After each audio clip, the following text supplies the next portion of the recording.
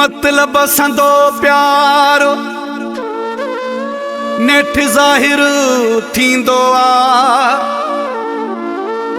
साजिद घोटा सालिह जागी राणी समझ में पोईंदो आ। दुख जॾहिं ॾींदो आ पिरी पंहिंजे सिर मूंखे।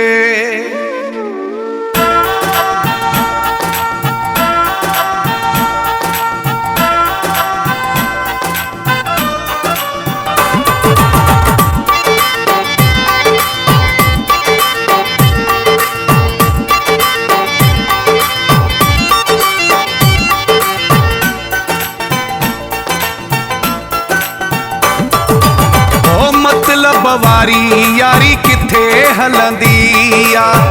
मतलब वारी यारी किथे हलंदी आ। भली ज़बान मिठाई हुजे पर अंदर में जे ॿियाई हुजे। नेठ हकीकत साम्हूं खुलंदी आ।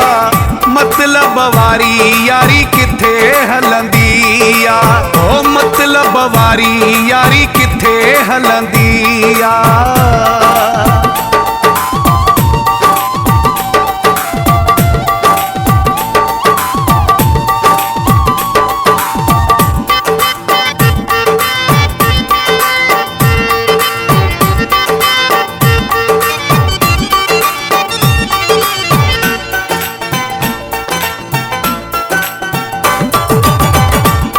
खे काई पाड़ न आहे लिखंदो कहीं जो साड़ो न आहे।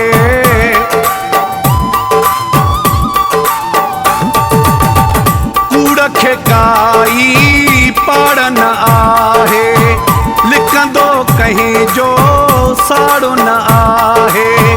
ज़ाहिर में त सच्चाई हुजे पर अंदर में जे ॿियाई हुजे।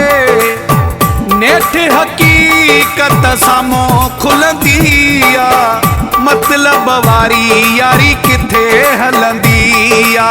ओ मतलब वारी यारी किथे हलंदी आ।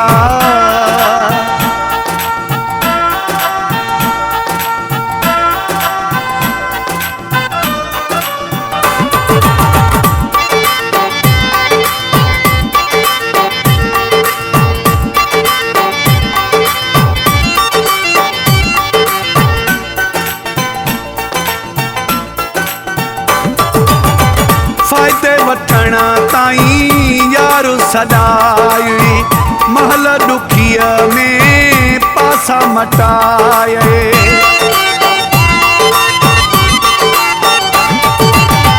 फ़ाइदे वठण ताईं यार सदाई महल ॾुखीअ में पासा मटाए।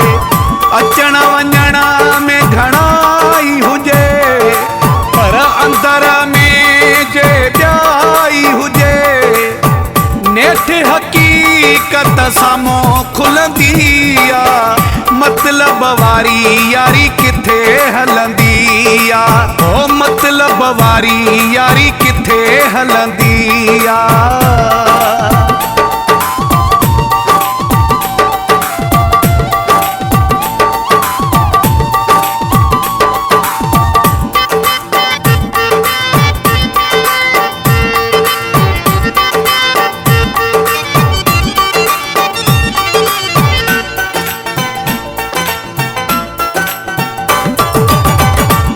असली जांजा ॻाल्हि सिधी आ। तोखां न चङाई मूंखे पई आ।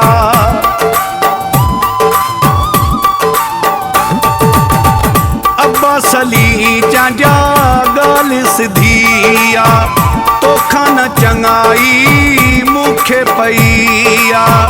जग सॼे सां सच्चाई हुजे पर अंदर में जे ॿियाई हुजे।